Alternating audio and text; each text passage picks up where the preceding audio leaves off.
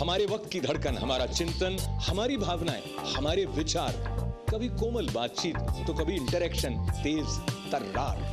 तय करें मिलकर what is wrong, what is right.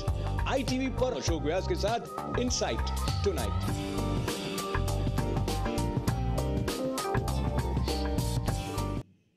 नमस्कार, मैं अशोक व्यास। कार्यक्रम इनसाइट टुनाइट विद अशोक व्यास में आपका स्वागत है। और स्वागत करते हुए जब हम ये बात सुनते हैं कि क्या सही है क्या गलत, तो हमारे अंदर सोचने की जो प्रक्रिया है वो शुरू हो जाती है।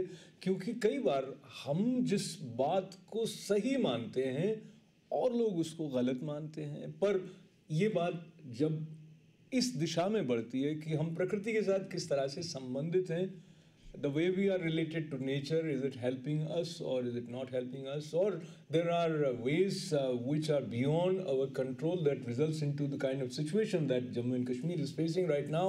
As we speak, the road to recovery after the flood in Jammu Kashmir is happening. पर इसके साथ साथ बहुत सारी कंट्रोवर्सीज भी निकल कर आ रही हैं। रोड टू रिकवरी पर बात करने के लिए जब हम जाएंगे जम्मू कश्मीर, तो हम साथ ही साथ बात करेंगे किस तरह से भारत के प्रधानमंत्री जम्मू कश्मीर में बाढ़ राहत कार्यों के लिए सक्रिय रहे हैं, किस तरह से वो भारत की छवि को अंतर्राष्ट्रीय स्तर पर पहुंचाने में सफल रहे हैं। अब तक 100 दिनों में नरेंद्र मोदी की सरकार ने जो कुछ किया है उसकी चर्चा करते हुए जो जो नए नए इनिशिएटिव्स हैं जिसको लेकर भारत के लोग भारत में और भारत से बाहर भी एक्साइटेड हैं। और बहुत एक्साइटिंग बात यह भी है कि नरेंद्र मोदी जी भारत के प्रधानमंत्री आने वाले हैं जब अमेरिका और न्यूयॉर्क में होने वाला है उनका कम्युनिटी रिसेप्शन, उसमें हिस्सा लेने का उत्साह भी जहां दिखाई देता है, वहीं एक तरह की क्रेडिबिलिटी इंडिया के बारे में नरेंद्र मोदी जी की प्रधानमंत्री पद पर प्रेजेंस को लेकर बढ़ी है या अभी तक उसका बढ़ना बाकी है। कुछ और संदर्भ ऐसे हैं जिनकी तरफ हमारा ध्यान चिंता के साथ जाता है। बहुत सारी बातें रिकवरी की, कहीं संबंधों के आयाम को लेते हुए, कहीं अंतर्राष्ट्रीय स्तर पर आतंकवाद की छाया को लेते हुए बातचीत करने के लिए आज हमारे साथ स्टूडियो में हैं एक ऐसे शख्स जो पहले कांग्रेस के साथ बहुत सक्रिय रहे भारत में, उसके बाद समाज सेवी के रूप में विशेष रूप से सक्रिय हैं और उन्होंने एक संगठन बनाया जिसका नाम है South Asians for empowerment. Jagjit Singh ji, आपका स्वागत हमारे स्टूडियो में। और मेरा सौभाग्य है, स्वागत कर रहा हूं मैं एक ऐसे शख्स का जो इंडिपेंडेंटली पूरी तरह से अपने आप को जोड़े हुए हैं भारत के हालातों के साथ, राजनीतिक हलचल के साथ, और साथ ही साथ जम्मू कश्मीर से होने के नाते विशेष रूप से उनका ध्यान है जम्मू कश्मीर में बाढ़ राहत कार्यों की तरफ। राजीव कौल, आपका हमारे स्टूडियो में स्वागत है। नमस्कार। नमस्कार। So let me open the forum with Jagjit ji, your memory of being in Kashmir and the way you have seen it, and of course we'll be talking about the way separatist leaders are reacting to the relief efforts which are happening right now and which are very much needed. तो बाढ़ से पहले की बात करते हैं, जब आप जम्मू कश्मीर में थे, वो जो सब हम सुनते रहे कि अगर फिरदौस बर्रुए जमीयस्त हमीयस्त हमीयस्त हमीयस्त, जो अगर स्वर्ग कहीं है धरती पर तो यही है। क्या यादें हैं आपकी जम्मू कश्मीर की? एक याद तो बताऊं आपको कि तकरीबन शायद 1986 या 87 रहा होगा जब पहली एक बार हम लोग एज अ डेलीगेशन वहाँ गए थे। स्टूडेंट यूनियन के इलेक्शन जीतने के बाद वहाँ गए। 4 दिन श्रीनगर में थे जिसमें 2 दिन कर्फ्यू था। तो ऐसे हालात वहाँ पे थे उस वक्त। बहुत कुछ नहीं किया जा सकता था, लेकिन फिर भी पार्टी के लोग सक्रिय होते थे। पंजाब में भी हालात अच्छे नहीं थे, कश्मीर में भी हालात अच्छे नहीं थे, लेकिन धीरे धीरे पिछले कुछ सालों में अच्छे हालात हुए हैं। लेकिन ये बाढ़ ने वहाँ की इकोनॉमी को, वहाँ के लोगों को बहुत ही ज़्यादा पीछे एक बार फिर कहें तो ढकेल दिया है। सो बाढ़ की तरफ बढ़ते हुए इमीडिएटली जैसे ही बाढ़ की खबरें आनी शुरू हुई, केंद्रीय मंत्री पहुंचे वहाँ पे और भारत के प्रधानमंत्री भी बहुत जल्द पहुंचे दौरा करने के लिए। उन्होंने रिलीफ एफर्ट्स के बाद में जो घोषणा की 1000 करोड़ रुपए बाढ़ राहत कार्यों के लिए, और भारत में जिस तरह से जम्मू कश्मीर के साथ धारा 370 के तहत एक अलग तरह से देखने की बात रही है, उसको दरकिनार करते हुए उन्होंने पूरे भारत से अपील की कि बाढ़ राहत के लिए जम्मू कश्मीर की मदद के लिए वो आगे आएं। राजीव, आपने जो ये घटनाक्रम को अनफोल्ड होते हुए देखा, प्रारंभिक तौर पर जिस तरह से रिलीफ एफर्ट्स चल रहे थे और अब जब हमने ये सुना कि सेपरेटिस्ट लीडर जैसे यासिन मलिक और पाकिस्तान से भी कुछ इस तरह के वक्तव्य आए हैं जिनकी चर्चा हम बाद में करेंगे, पर आपको क्या लगता है ये जो पूरा घटनाक्रम है वो क्या संकेत देता है हमें? First of all, as we have already seen, state machinery was non-existent, because I think Omar Abdullah, the chief minister, said when the flood hit J&K, he had nobody else around him. He was just by himself. So that shows the extent of the damage, or जो श्रीनगर को जो damage हुआ है, वो, it was quite big. But I think hats off to Narendra Modi and his team. They took command of the situation. He immediately, I think next day, he went to Srinagar and he announced whatever he had to do. And I think आपने देखा भी होगा, उन्होंने अपना जो birthday के celebrations हैं उसको cancel करने की बात करी है. And I think his message to the nation was our resources and our energy should be directed to the relief efforts in J&K, which is good. But as you rightly pointed out, there are elements in J&K, like Yasin Malik, like Gilani, they will make sure that army's efforts will not succeed. They will make sure that. I mean, I don't know whether you... I want to come back to you. I just want Jagjit Singh ji to respond.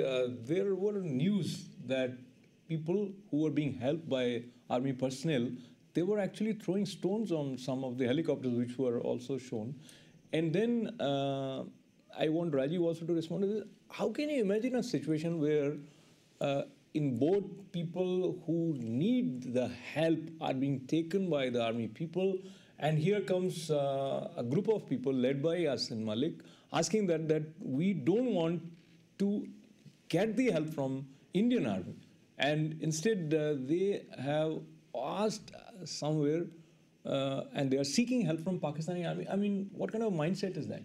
एक हिंदी में एक बहुत पुरानी कहावत है कि कुत्ते की नलकी 12 साल, कुत्ते की पूंछ 12 साल नलकी में डाली फिर भी निकाली, फिर भी टेढ़ी की टेढ़ी.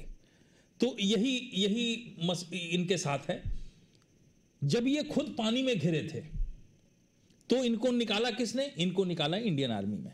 उस वक्त ये कहते कि मुझे इंडियन आर्मी की मदद नहीं चाहिए, तो ऐसा तो इन लोगों ने नहीं किया. आर्मी की मदद ली, निकल गए.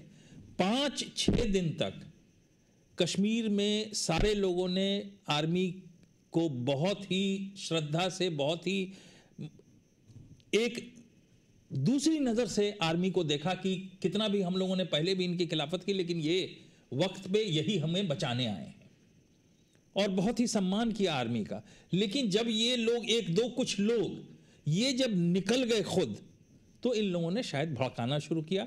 हमने उस तरह के पोस्टर्स भी, बैनर्स भी देखे हैं फेसबुक पर. कुछ लोगों ने उसको दिखाया है कि मुझे we don't want Indian army's help. तो इस तरह की चीज़ हिंदुस्तान के अगर आप नागरिक हैं तो कुछ सोचना चाहिए. And imagine, Rajiv, women, children being taken to a safe place, and somebody comes and by force they want to prevent this from happening. What does it tell us about them? Well, Yasin Malik, आपने देखा ही होगा.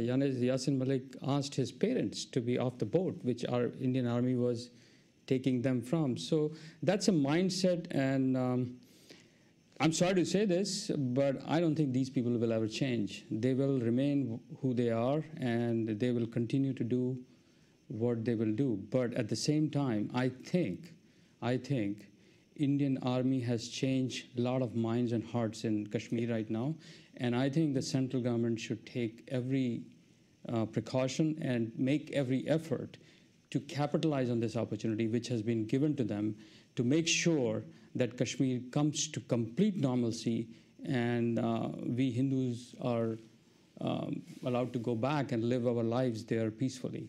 I think they have done a tremendous job, and Indian government should capitalize on this. Actually, the much work needs to be done.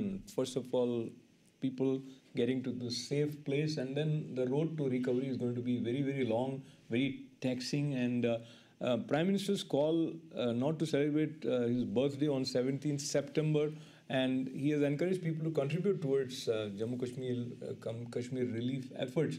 From that point of view, the kind of, if you say, response which Narendra Modi's personality is kind of generating, what has been your observation? नहीं, मोदी जी की personality driven जो एक ये है, जैसे देखिए कि पहले दिन जब वो पार्लियामेंट में आए तो शायद पहली बार किसी प्राइम मिनिस्टर ने, या मैं कहूं किसी मेंबर ऑफ पार्लियामेंट ने ही सर झुका के उस कॉन्स्टिट्यूशन के उस धरोहर को किसी ने सर झुका के प्रणाम किया। ये एक बहुत बड़ा मैसेज था that to look at it differently. जब बर्थडे सेलिब्रेट करने की बात आई, लोग फेसबुक पर तरह तरह के मैसेज दे रहे थे। उस समय प्रधानमंत्री का ये मैसेज आना, ये देखिए, मैं कांग्रेस से बिलोंग करता हूं, लेकिन साथ साथ ये भी कह रहा हूं कि ये Narendra Modi as a prime minister को दूसरे आयाम पे खड़ा करता है। ये एक हिंदुस्तान के लिए अच्छी बात है। ये हिंदुस्तान के लिए अच्छी बात है, और इस अच्छी बात को लेकर क्या क्या बातें पिछले 100 दिनों में नरेंद्र मोदी की सरकार द्वारा हुई हैं, उस बात को औरों तक पहुंचाने में भी वो काफ़ी कुशल हैं। और सोशल मीडिया का, वीडियो का, यूट्यूब इत्यादि का उपयोग भी नरेंद्र मोदी की सरकार काफ़ी अच्छी तरह कर रही। So before we continue our conversation, I just wanted to share some clip from this video which talks about Ek Bharat, Shresht Bharat, thanks to Prime Minister Narendra Modi.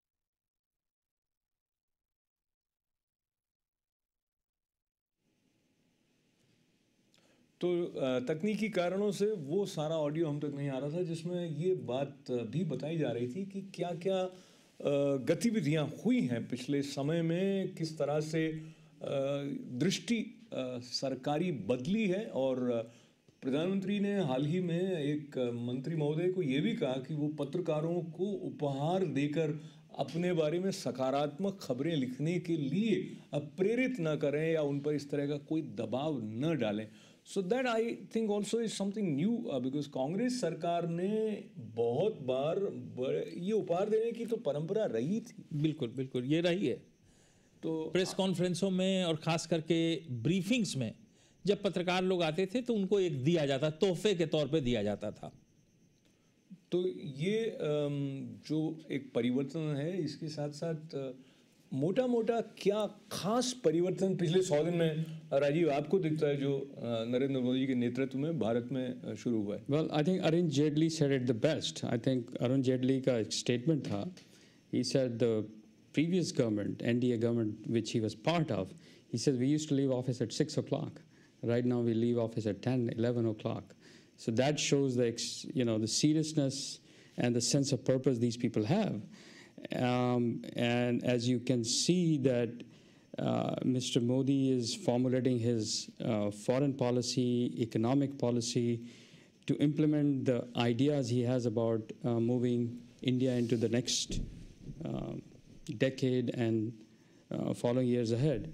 So based on what we have little seen so far, I think he has made all the right moves. Results is yet to be seen, but he has made tremendous impression internationally, as well as in the region, as well as domestically. So hats off to him.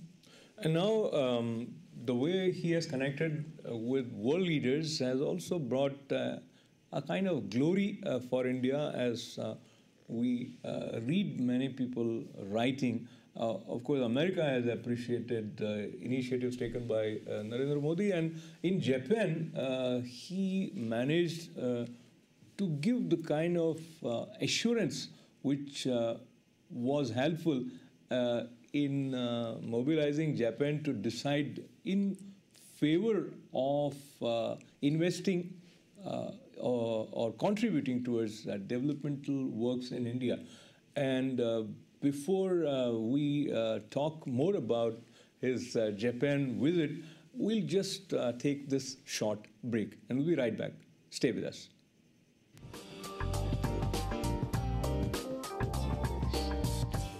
To advertise in this show, please call 347-653-1309. Indo-American Festival present first Grand Dussehra Festival in New York City, Sunday, September 21st at South Street Seaport, dazzling Ramlila, spectacular fireworks, burning a 40 feet tall Ravan effigy, cultural program, arts and crafts, rides for kids and more. For sponsorship booths, call Pramila Suri 917-704-8248, and for more information, visit info Chanchal Gupta 7322346682. Visit dussehra.com. Welcome to Devi's Dental Spa, where we treat children and adults for all your dental needs. We also do Botox, chemical peels, and skin rejuvenation. We accept most dental insurances. We are located on 71st Continental in Forest Hills. We are easily accessible by train, EF, M&R. Make us your one-stop shop for all your beautification needs. Spirituality is the medium which frees our mind of all emotional shackles and temptations and guides us towards enlightenment and peace. Himali Spiritual Center is the gateway to liberation from pain, misery, and suffering. Here, through religion, meditation, yoga, worship, and gem therapy, all troubles are treated. Himali Spiritual Center, 718-887-2929. Your eyes are the windows to your world. Trust your eyes to Malik Eye Care. This is where ophthalmology, optometry, and opticianry join under one roof to meet all your vision needs. Our offices house a plethora of state-of-the-art lasers and diagnostic equipment. I'm a board-certified ophthalmologist and a member of the American Academy of Ophthalmology, and also a fellow of the American College of Physicians and Surgeons. I've done thousands of ocular surgeries to restore vision to many patients. Consult our offices to see how we can improve your vision. We look forward to seeing you at your next appointment. I am your immigration attorney, Michael Fulwani. And I'm your immigration attorney, David Nachman. Please keep watching us, our program on immigration and EU. Together, we'll present you with immigration issues and all the hot topics at 11:45 on Saturday and Sunday mornings. Spirituality is the medium which frees our mind of all emotional shackles and temptations and guides us towards enlightenment and peace. Himali Spiritual Center is the gateway to liberation from pain, misery, and suffering.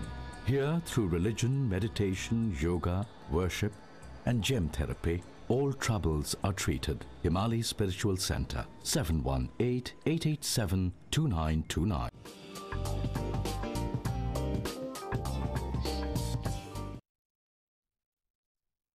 Welcome back, you watching inside tonight the show Vyas, और हम बात कर रहे थे road to recovery की। हमने बात की थोड़ी बहुत जम्मू कश्मीर के हालात को लेते हुए, किस तरह से रोड टू रिकवरी पर बढ़ रहे हैं, और हम चर्चा कर रहे थे किस तरह से भारत के प्रधानमंत्री मोबिलाइज कर रहे हैं इंटरनेशनल लेवल पर, और सबको कहीं ना कहीं एक positive excitement of doing something good उनके द्वारा मिल रहा है। And in that connection, as we were talking about his address in Japan, before we share that clip of Prime Minister Modi addressing in Japan, I wanted Jagjit Singh ji to share. You were watching a Pakistani television, and they were discussing Prime Minister Modi.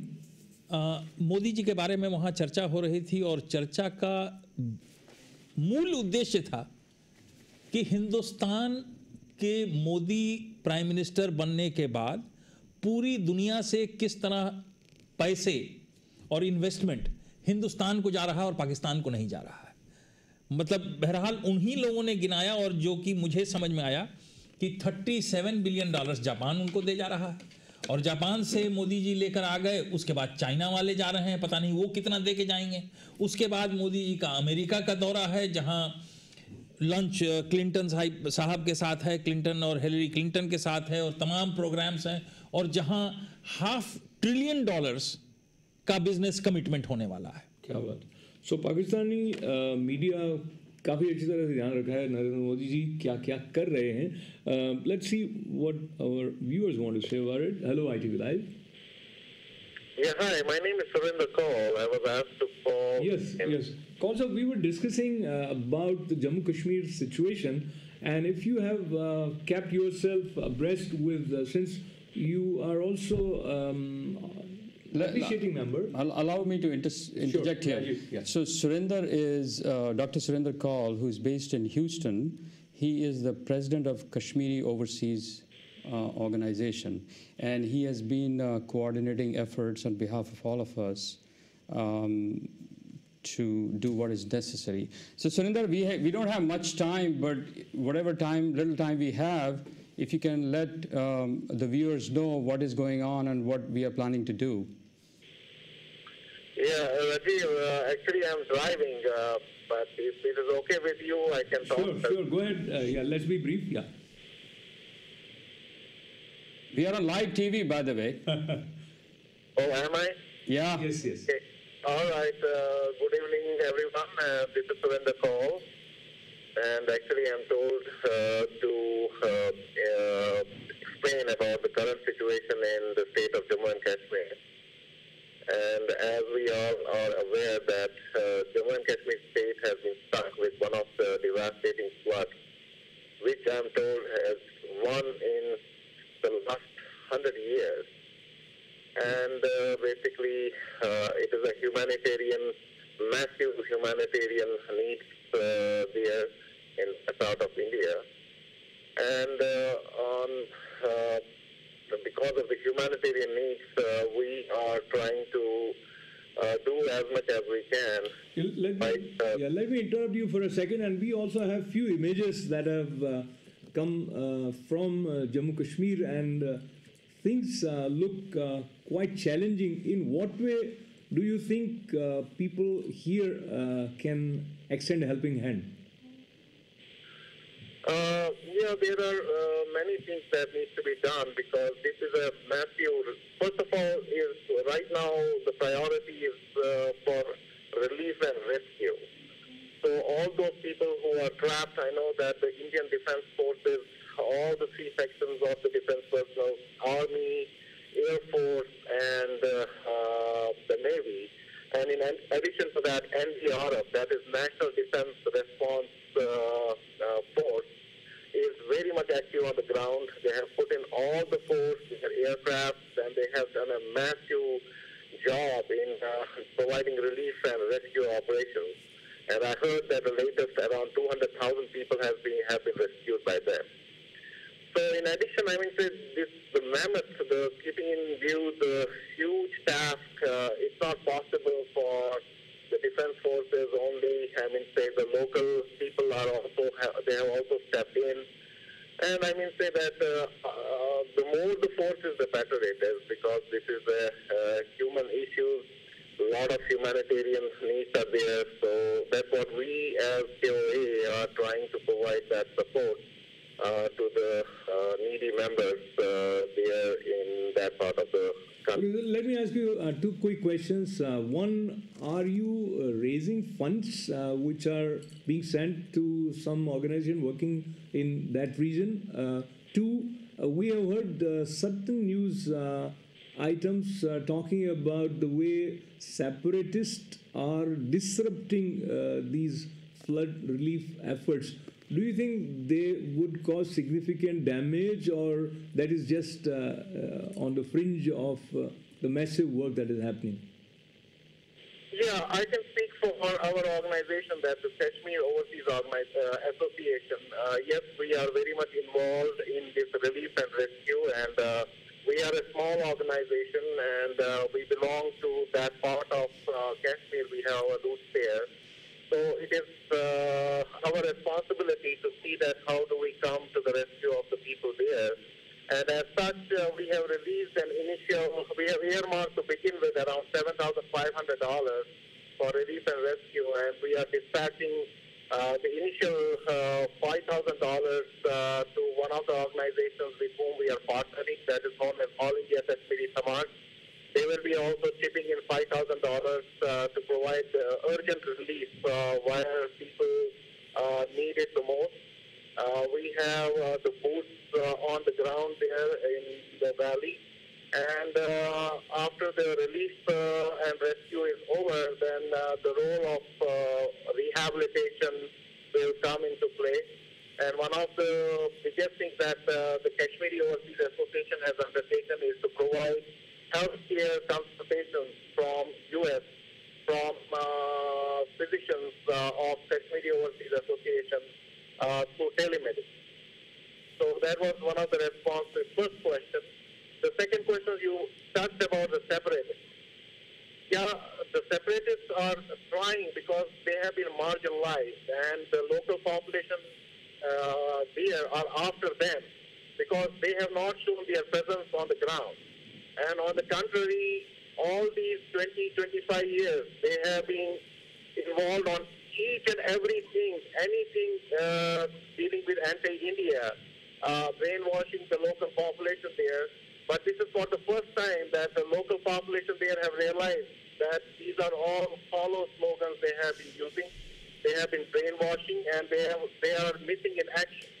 So since they have gotten exposed, now they are trying to create all sorts of problems for all the agencies which are currently involved in providing relief and rescue to grab attention and to divert the attention. But the local population have understood it, and it is happening in a very small way, but it is coming out, it's being blown out of proportion.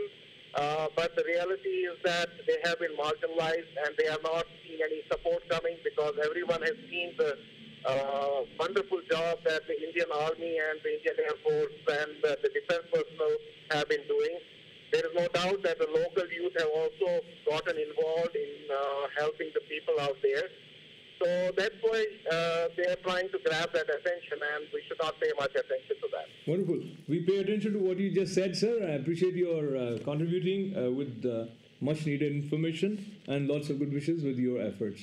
Thank you. So we got some insight about how people are working towards helping and doing their bit towards these relief efforts.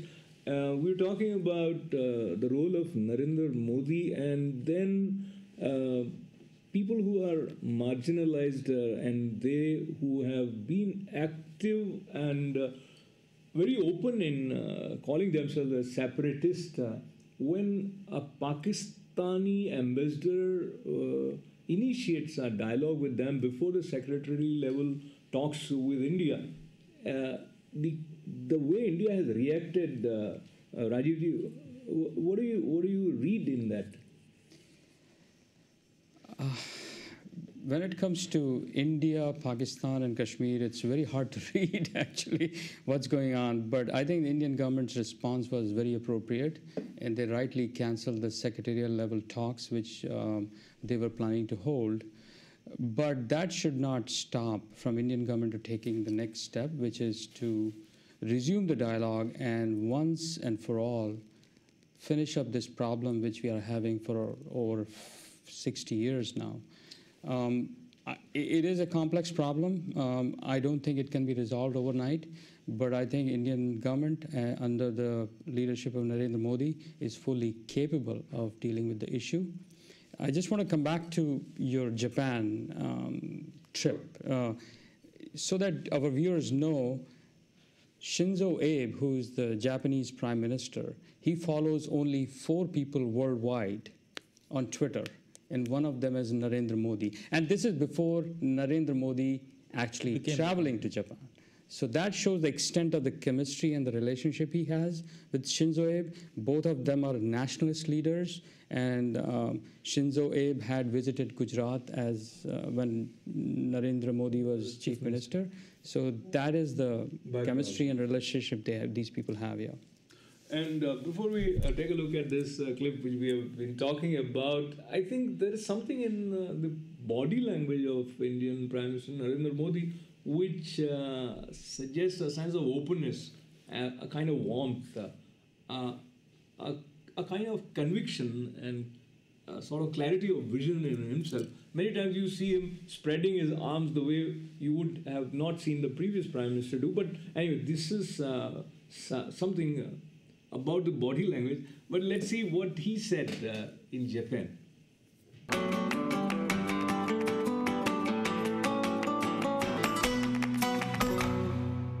Japan जिस प्रकार की कार्य संस्कृति का आदी है, Japan जिस प्रकार के गवर्नेंस का आदी है, जापान जिस प्रकार से एफिशिएंसी और डिसिप्लिन को आत्मसात किया है, अगर उस एनवायरनमेंट को हम प्रोवाइड करते हैं तो जापान को भारत में भी अपनापन महसूस होगा। तब मैं गुजरात का मुख्यमंत्री था। 2007 में मैं यहां आया, जो बातें आपसे सीखा, समझा, देखी, उसको मैंने भली भांति वहां लागू किया था। 2012 में आया, मैंने दोबारा उसको और बारीकी से देखा, फिर उसको लागू किया, और आज परिणाम ये हुआ कि जब मैं भारत के प्रधानमंत्री के रूप में आपके बीच आया हूं, तब मैं आपको विश्वास दिलाने आया हूं कि अगर जापान के बाहर आपको कहीं पर नजर डालनी है तो मुझे नहीं लगता है कि अब आपको इधर उधर देखने की जरूरत है।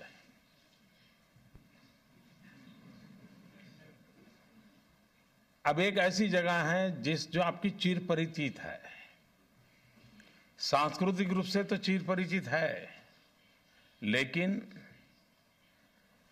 आप अपने आप को के विस्तार के लिए, अपने आप के ग्रो के लिए, आप जो जिस जगह की तलाश में हैं, मैं आपको विश्वास दिलाता हूं, मैं आपको निमंत्रण देता हूं, शायद भारत से बढ़कर के आपके अनुकूल और कोई जगह नहीं है।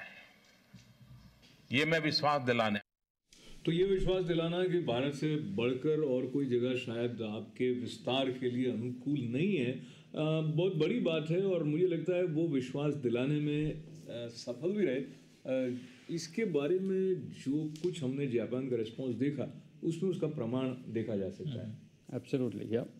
So, talking about the creative thinking or innovative approach towards governance, बहुत सारे मंत्रियों को ये हिदायत दी गई कि एक साल में वो कुछ ऐसी योजनाएं बनाएं जो उनके क्षेत्र में विशेष रूप से विकास में सहायक हों।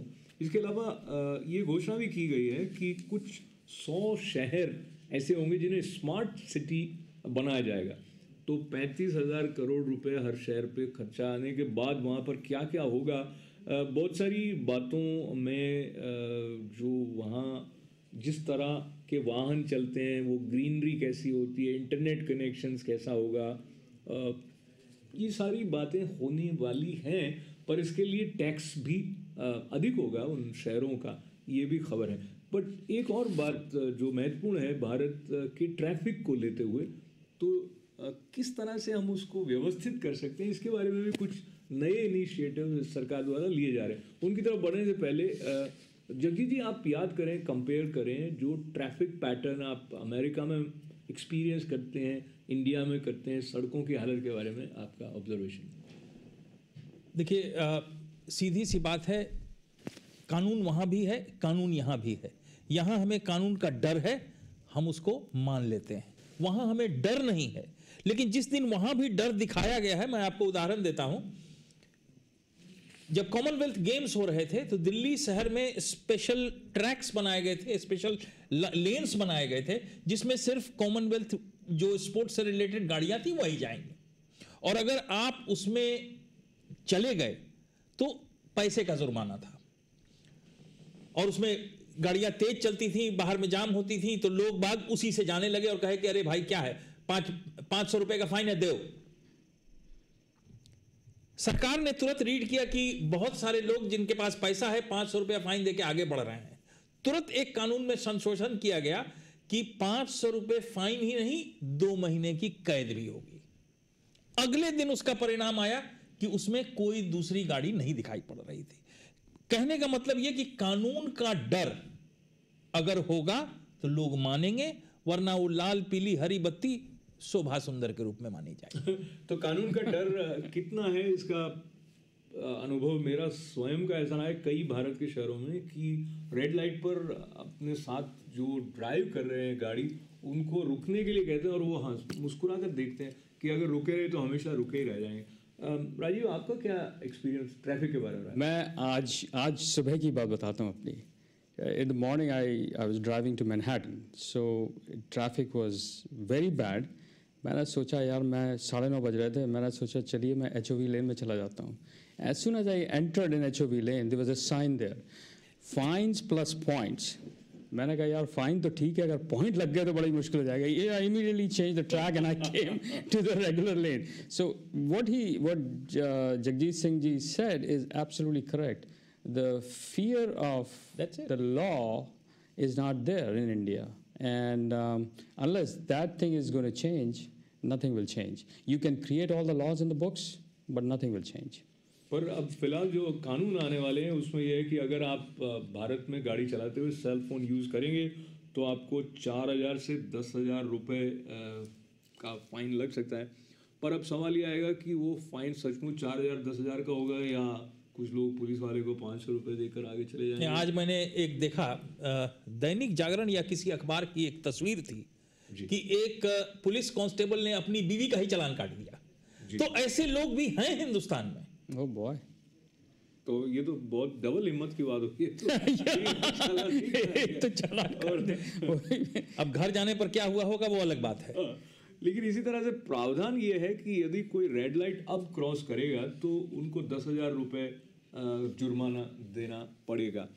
और जो केंद्रीय सड़क परिवहन और जहाजरानी मंत्री हैं नितिन गडकरी, उन्होंने एक राष्ट्रीय सड़क सुरक्षा और प्रबंधन केंद्र बनाए जाने की घोषणा की है, और जिसके अंतर्गत बहुत सारी चीज़ें हैं, जिसमें से जो CCTV कैमरे भी 10 लाख लगाए जाएंगे। So India is actually really literally paying attention to its roads now.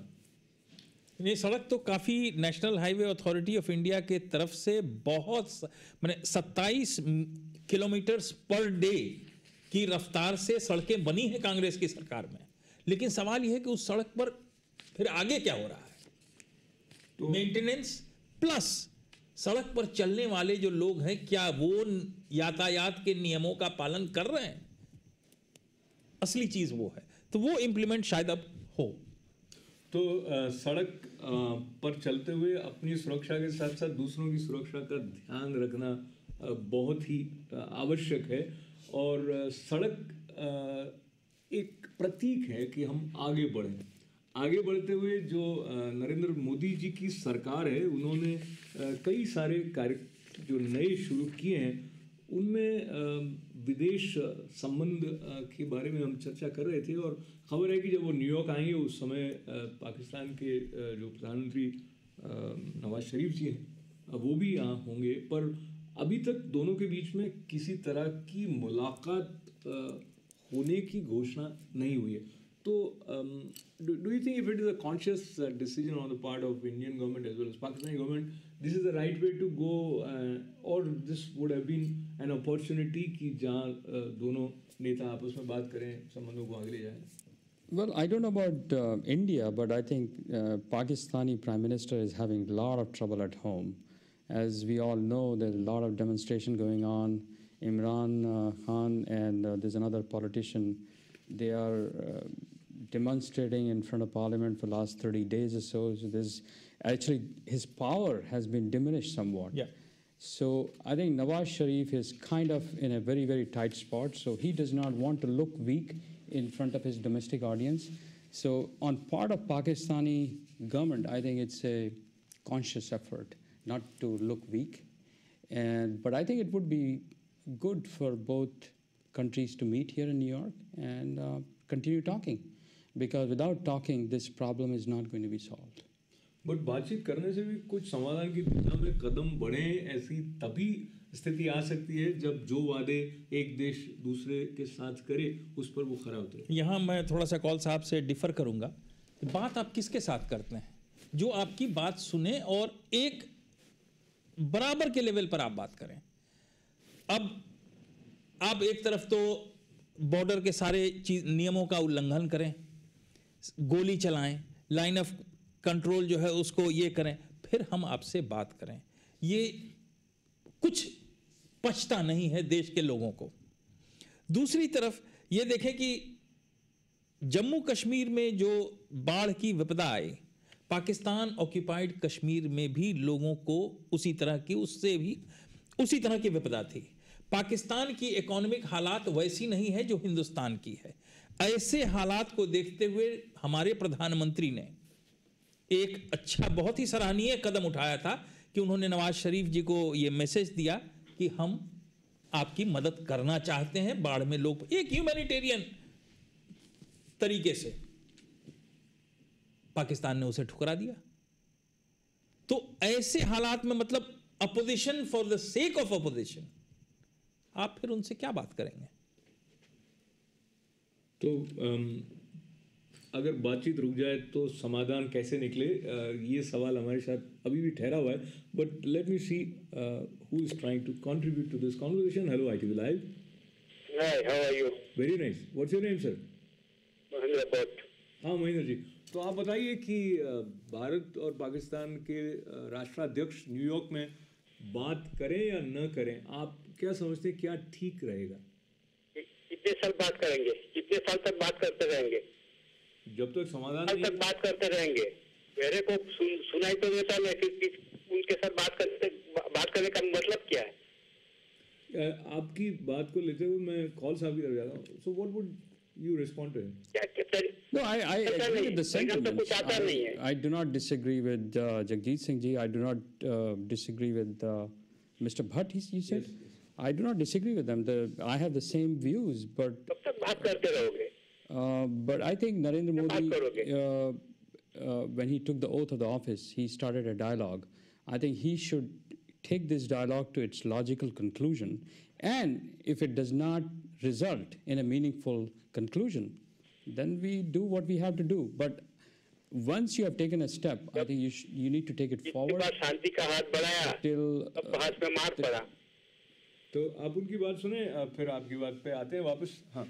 So I'm just saying that once you have taken a step, take it to the logical conclusion. And if आपको लगता है कि इससे कोई समाधान नहीं निकलता, then of course. But I think a new government has taken place in India, and I think Pakistani politicians and Pakistani civil society understands that Narendra Modi means business. He's going to do what he says, and he's going to say what he's going to do. So I think they realize that we have a different politician in place, and I think they will take him seriously. So Bhatt साहब, आपसे मैं फिर जानना चाहूँगा कि आप क्या समझते हैं, क्या करें फिर अगर बातचीत जारी न रखी जाए तो क्या रास्ता बचता है?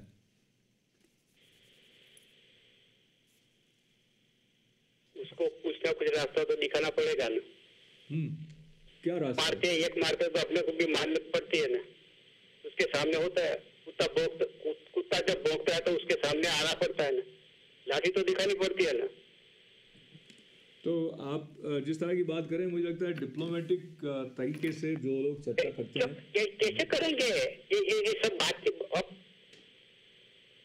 सब लोग अपना सोचते हैं, सब अपना सोच दिखाते हैं, मगर परिणाम क्या आता है?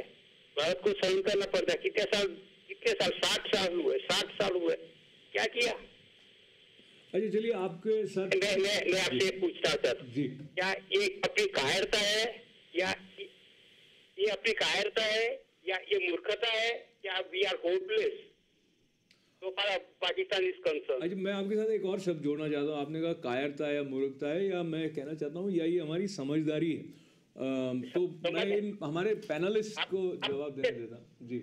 एक मूर्ख के सामने समझदारी बताएंगे तो क्या क्या परिणाम आता है? मूर्ख के सामने जो समझदारी बताएंगे तो परिणाम क्या आता है? अच्छा जगजीत, आप मुझे बताइए। अच्छा भट्ट साहब, आप अंधों को आईना दिखाने से क्या फायदा होता है? जी, मैं जगजीत सिंह जी से निवेदन कर रहा हूँ, आपको बता रहे हैं जी। अभी देखिए दिक्कत को आईना दिखाने से फायदा क्या होता है? अच्छा, अब आप सुने, बात सुने। दिक्कत पाकिस्तान के साथ यही है अभी कि डेमोक्रेटिकली इलेक्टेड जो लीडरशिप है, क्या उनके पास वाकई में अथॉरिटी है? सबसे बड़ा क्वेश्चन ये है। एक बड़ा ही अच्छा आर्टिकल मैंने कल पढ़ा कि उसमें एक चुटकुले के तौर पर वो आर्टिकल था कि मोदी साहब ने पाकिस्तान फोन किया तो फोन इंटरसेप्ट हुआ, किसी लड़की ने उठाया, नाम अकीला। उन्होंने कहा कि भाई नवाज शरीफ से हमारी बात कराइए। उन्होंने पूछा क्यों बात करना है, तो हमें पीस प्रोसेस के बारे में बात करना है। बोले उनका तो डिपार्टमेंट ही नहीं है, वो ये डिपार्टमेंट आईएसआई के पास है। तो बोले आईएसआई से बात कराइए। तो बातचीत घूम घूम के होता रहा और अंततः उस पूरे हफिंगटन पोस्ट में शायद ये आर्टिकल मैं आपसे क्षमा चाहते हूँ। हमारे एक और दर्शक भट्ट साहब, आपका धन्यवाद करते हुए मुझे लगता है हमारे एक दर्शक आपको कुछ कहना चाहते हैं। हेलो ITV लाइव, आप टीवी का वॉल्यूम कम करें, हमारे साथ जुड़े। हेलो, हाँ जी, आपका शुभ नाम? मेरा नाम राणा है सर। है जी, रौनक? ना रौनक, राणा, RANA। ओके, हाँ राणा साहब, आप क्या कहना चाहेंगे? भारत पाकिस्तान की बातचीत जारी रखने की दिशा में जिस तरह से हम अभी बढ़ रहे हैं वो ठीक है या कुछ और किया जाना चाहिए? Well, we have to talk diplomatically. We have to talk to them. ऐसा लड़ाई झगड़े से तो कोई मतलब नहीं है ना. We won't get anything out of it. We have to talk to our Prime Minister is here. We should invite over all the Pakistani communities, their leadership. We should sit together and discuss it. See, लड़ाइयाँ हमने 4 लड़ ली sir, हमें कुछ नहीं मिला। तो ये कहते हैं कौन जीता कौन हारा, इससे कुछ मिलने वाला नहीं हम लोगों को। पाकिस्तानी लोग पढ़े लिखे लोग हैं यहाँ पे, उनके स्टूडेंट्स भी हैं यहाँ पे, उनको इनवाइट करो। हम लोगों के जो इंडियन कम्युनिटी है उनको इनवाइट करो। हमारे मोदी साहब आएंगे, इस मामले को डिस्कस करो। और लड़ाई झगड़े वाला काम नहीं होता आज की दुनिया में।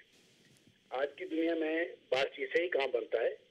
और पाकिस्तानियों के लिए हमारा तो यही कहना है कि उनको कॉलेजेस खोलने चाहिए, स्कूल खोलने चाहिए, उनके स्टूडेंट्स इंडिया में आने चाहिए और उनको स्टूडेंट्स को हमको टीच करना चाहिए कि भाई पीस लाओ अपनी कंट्री में, ये बुद्धों छोड़ दो, दुनिया कहाँ से कहाँ जा रही है और तुम वहीं बैठे हो। तो ये सब करना चाहिए, लड़ाई झगड़े से कुछ नहीं मिलता है। That's what I want to say. That's it. So I appreciate your call and I think that's the way to go probably for overall development of the world.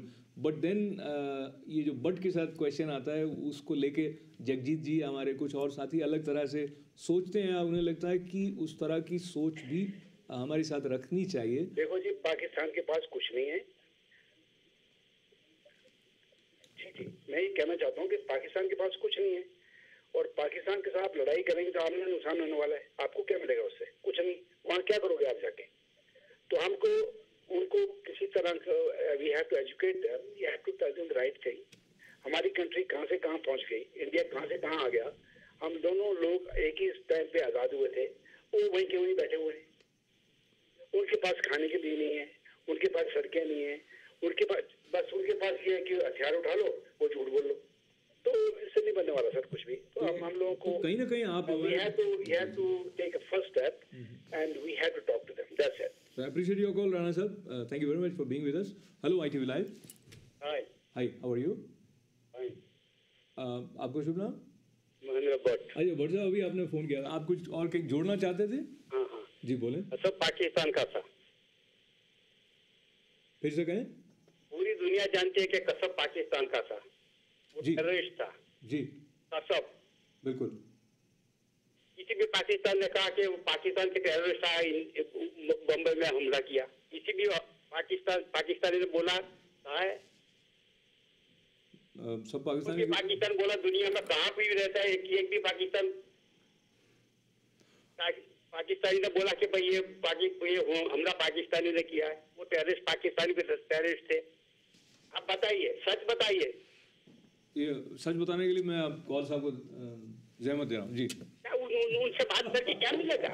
उनसे बात आपकी बात हम तक पहुंच गई है और हमारे एक और दर्शक आपसे जुड़ना चाह रहे हैं, मैं उनकी तरफ बढ़ता हूं आपकी इजाजत से। Hello ITV live. हेलो, हाँ जी नमस्ते। नमस्ते जी। मैं आपकी ये सब बातें सुन रहा हूँ। हाँ, आपको शुभ नाम? और आप टीवी का वॉल्यूम कम करके बात करें। आपका शुभ नाम? जी, मेरा नाम मैसी है।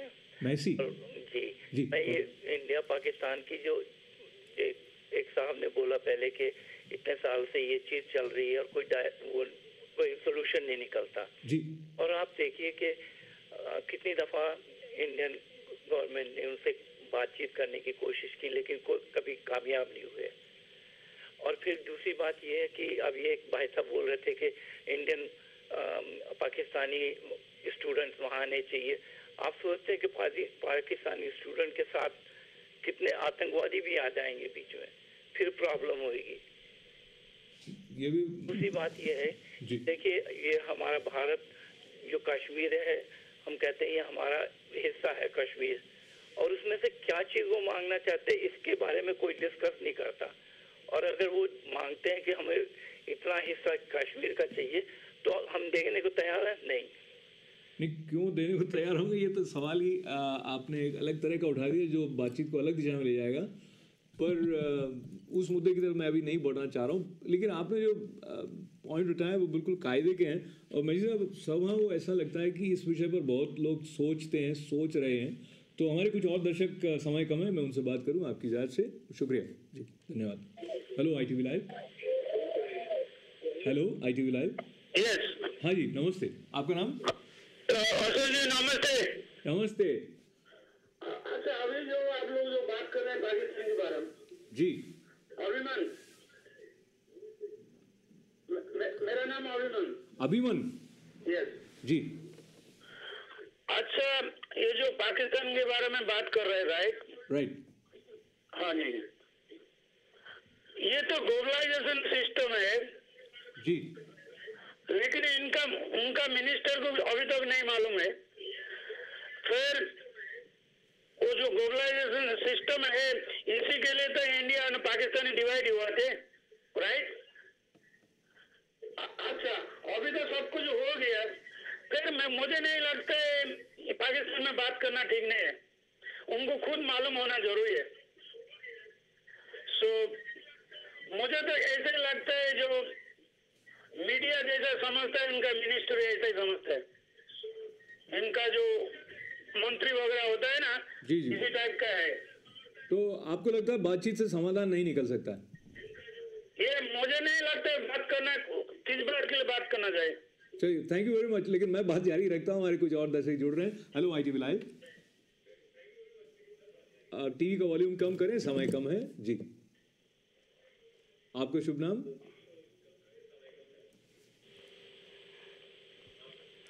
Can you here us? Hello, या मेरा नाम Vipin Shah.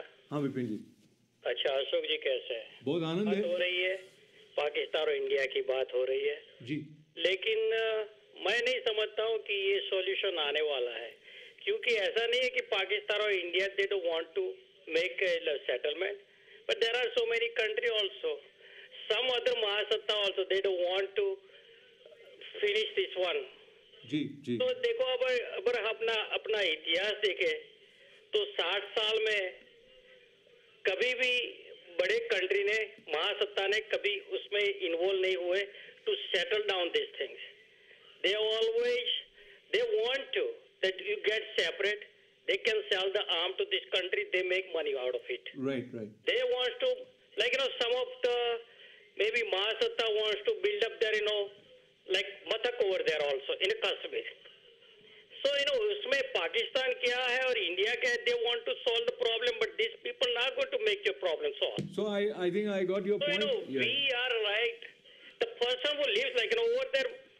This public has to understand, this country has to understand that we have to be in a war, you're not making anything.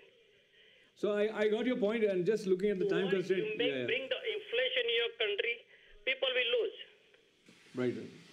So Vipin, sorry to interrupt you. Problem not going to solve unless or until the public know that we have to settle down. Absolutely. Okay. So I appreciate that wonderful thought, and I think each one needs to understand. और मुझे लगता है लोग समझ भी रहे हैं, बहुत सारे लोग इस तरफ ज़्यादा ध्यान देना चाहते हैं कि विकास के कार्य हों, सड़कें बने, लोग शिक्षित हों, रोजगार मिले। बात चाहे भारत की हो चाहे पाकिस्तान की हो।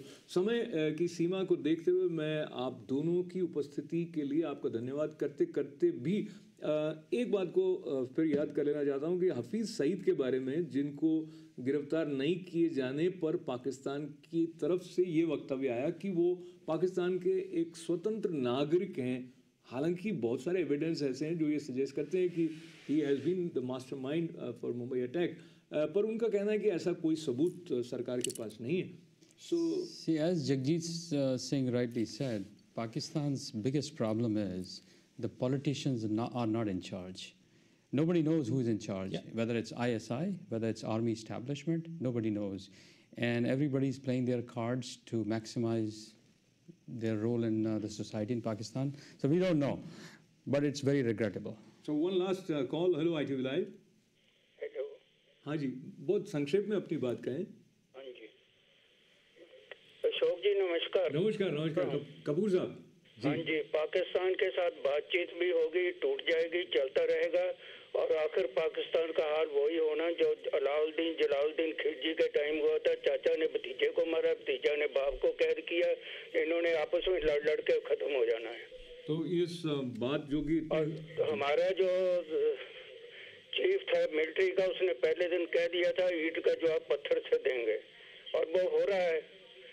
ज्यादा बातें नहीं हिंदुस्तान करता, लेकिन हिंदुस्तान का जो काम इस वक्त चल रहा है वो बिल्कुल ठीक पॉलिसी है।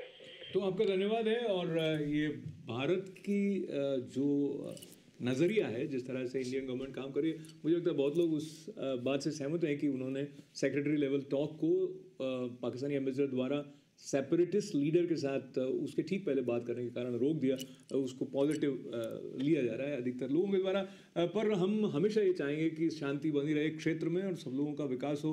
और जैसे कि हमारे प्रधानमंत्री जी का भी नारा रहा, सबका साथ सबका विकास, और ये बात सिर्फ राष्ट्रीय सीमाओं तक ही सीमित नहीं रह जाती है। आप तक बहुत बहुत धन्यवाद राजीव कौल साहब। Thank you very much. और बहुत सारी शुभकामनाओं के साथ धन्यवाद। कल के शो में विशेष रूप से हम आर डी बर्मन की चर्चा करेंगे और कुछ टिकट एक आने वाले शो के बारे में भी आप तक पहुंचाएंगे, तो आप ज़रूर जुड़ें हमारे साथ। आज आपके साथ के लिए धन्यवाद। नमस्कार।